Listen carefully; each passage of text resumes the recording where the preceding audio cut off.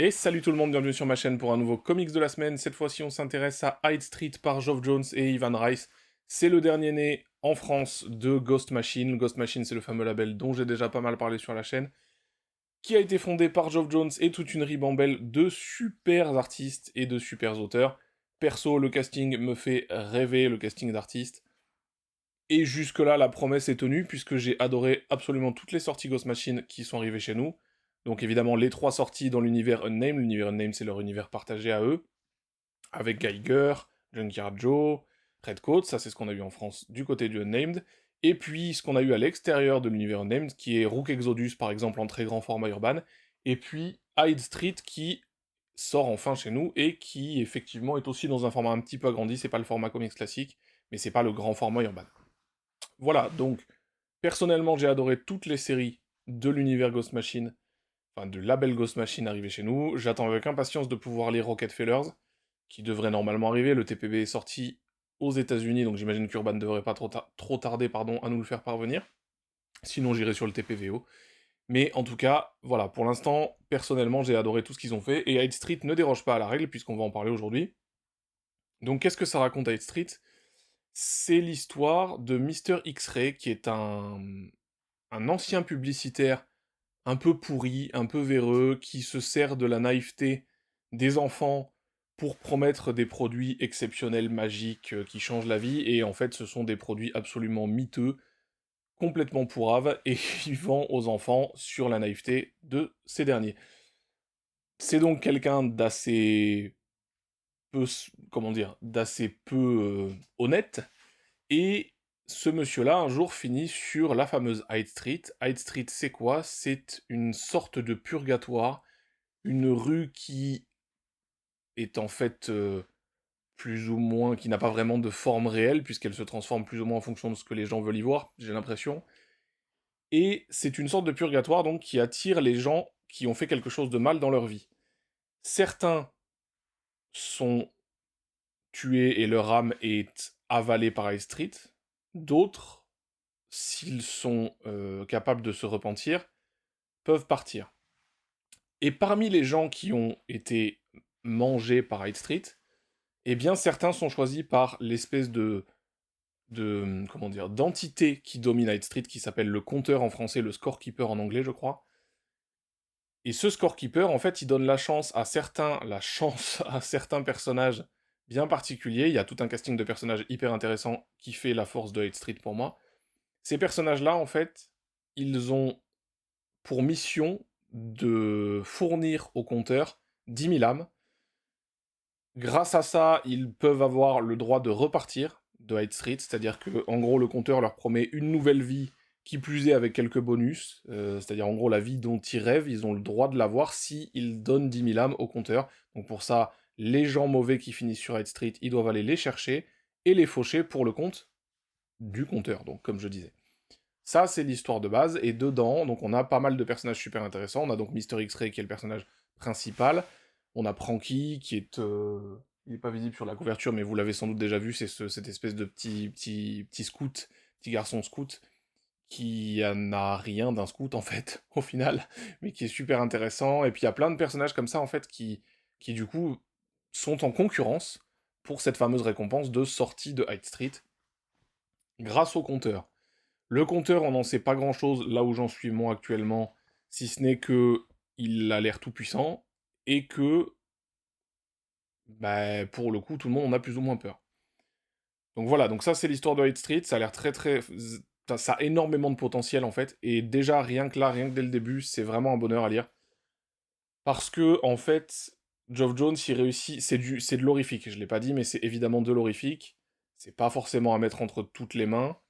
Il y a pas mal de violence graphique, il y a pas beaucoup de violence psychologique, c'est surtout là-dessus d'ailleurs, puisque c'est de l'horrifique, mais c'est pas un horrifique qui va vous mettre une page de violence hardcore tous les chapitres. Il y a des choses violentes, il y a des choses qui sont évidemment assez dures à regarder, mais la vraie horreur de ce récit, elle est dans le côté psychologique et dans ce qu'elle montre de l'être humain, en fait. Et c'est ça qui est super fort, c'est que, étant donné que la plupart des personnages qu'on voit dans ce récit sont des mauvaises personnes, ou en tout cas ils ont fait quelque chose de mal, parfois, ça semble être pas vraiment volontaire d'ailleurs, j'ai l'impression. Il y a des gens qui ont fait des choses mal.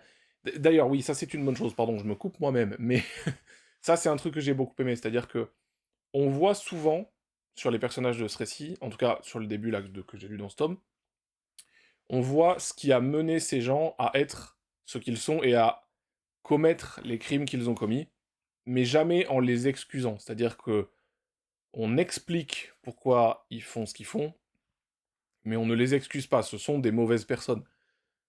Ceci dit, il y a les gens qui atterrissent sur High Street ont tous commis des crimes à, on va dire, une échelle un peu différente. On peut avoir un, un tueur en série qui côtoie quelqu'un qui a, je sais pas moi, pourri la vie de ses enfants pour X raisons, par exemple. Enfin, voilà, c'est quelqu'un qui a fait du mal autour de lui, mais c'est pas forcément tous des tueurs, c'est pas forcément tous des choses comme ça. Donc c'est vachement intéressant parce qu'en fait, ça montre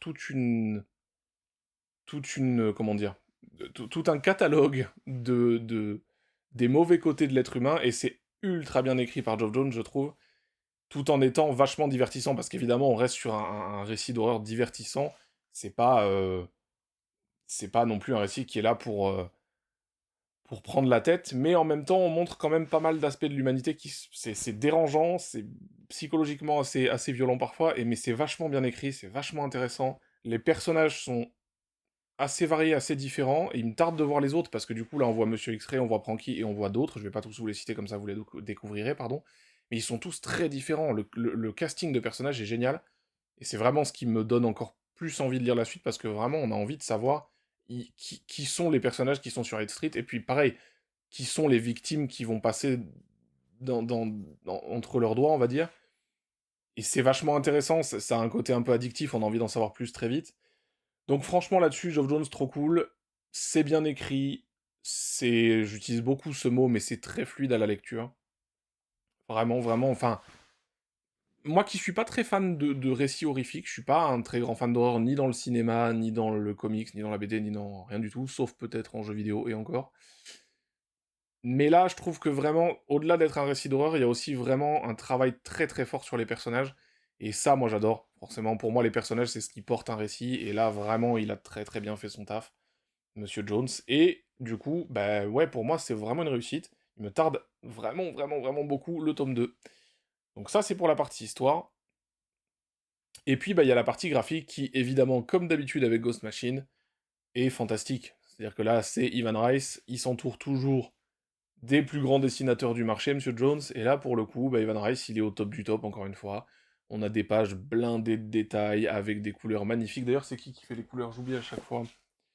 C'est qui c'est... Tuc, tuc, tuc, tuc, tuc. On a aux couleurs Brad Anderson. Donc Brad Anderson, comme d'habitude, c'est du travail d'orfèvre. Ivan Rice, Brad Anderson, visuellement, ça tabasse, c'est sublime. Je sais pas quoi vous dire d'autre. En plus, ils arrivent à...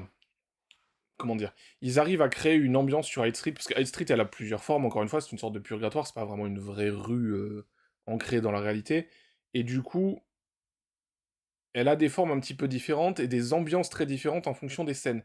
Et c'est poisseux, c'est presque à certains moments assez étouffant, parce qu'on sait de quoi il s'agit, nous, en tant que lecteurs. Il y a vraiment un côté parfois super clinquant, super lumineux, et la seconde d'après, c'est immonde, c'est poisseux, c'est sale. Enfin, vraiment, Hyde Street, c'est... Alors, ça fait un peu cliché de dire ça, mais Hyde Street, c'est presque un personnage à part entière. Et là-dessus, bah, Ivan Rice, il fait un travail incroyable, je trouve. Je crois qu'il est... Il y a un numéro où il est remplacé par Francis Portela, c'est ça. Bon, c'est un peu moins bien quand c'est Portela, ça reste très joli, attention. Mais, parce que bon, Ivan Rice, c'est quand même le très très haut du panier, quoi.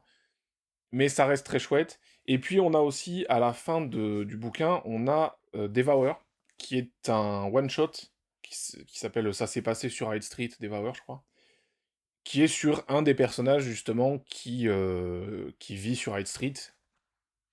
Et ce numéro-là, je l'ai trouvé très très fort. Alors là, pareil, je vais vous dire les auteurs, parce que ce n'est pas Geoff Jones qui écrit, et ce n'est pas Ivan Rice qui dessine. On est sur Meital Sjout, je sais pas comment ça se prononce, je suis désolé, et Leila Lace, sur le fameux one-shot Devour. Et bah, franchement, j'ai trouvé ça assez excellent, extrêmement marquant, parce que on parle d'un sujet qui peut toucher beaucoup de monde. Moi, personnellement, je le connais un petit peu, et bah, c'est vachement bien écrit, c'est assez prenant, assez terrifiant, comme c'est...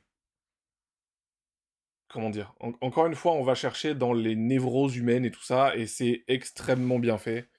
C'est pas forcément le numéro le plus joli graphiquement, mais ça reste très très beau. Encore une fois, quand on passe après Evan Rice, personne n'a le niveau, mais... Enfin, peu de gens ont le niveau, je dirais. Mais ça reste très joli, ça reste très bien écrit, et ça a tout à fait sa place dans ce tome 1. Donc ben voilà, moi franchement je vous le dis, je trouve ce récit excellent, c'est de la bonne horreur, avec une bonne dépiction des travers de l'humanité, avec des dessins fabuleux comme d'habitude c'est Ghost Machine, et avec vraiment une intrigue qui donne extrêmement envie de voir la suite, et des personnages fascinants, vraiment fascinants. Donc ben moi encore une fois, hein, c'est un sans faute sur Ghost Machine, vraiment, j'espère que, je l'ai déjà dit je crois, mais j'espère que Rockefeller pardon, sortira vite chez Urban. Et il y a une autre série aussi de Tomasi qu'on n'a pas eu encore, et qui a eu son TPB, je sais plus comment elle s'appelle, je crois qu'elle s'appelle Hornsby End, je ne sais plus le nom, je vous mettrai peut-être le titre ou l'image d'une couverture. Mais en tout cas, ces deux séries, j'espère qu'on les aura vite, parce que moi, tout ce qui est Ghost Machine, je vais sauter dessus sans aucun problème. Pour l'instant, zéro déception. Donc, Hyde Street, franchement, n'hésitez pas à aller dessus si vous avez envie d'un truc un peu horrifique, mais c'est pas du horrifique classique. Je trouve que c'est assez unique. J'avais jamais vu ça, j'avais jamais eu ce ressenti-là sur un récit d'horreur.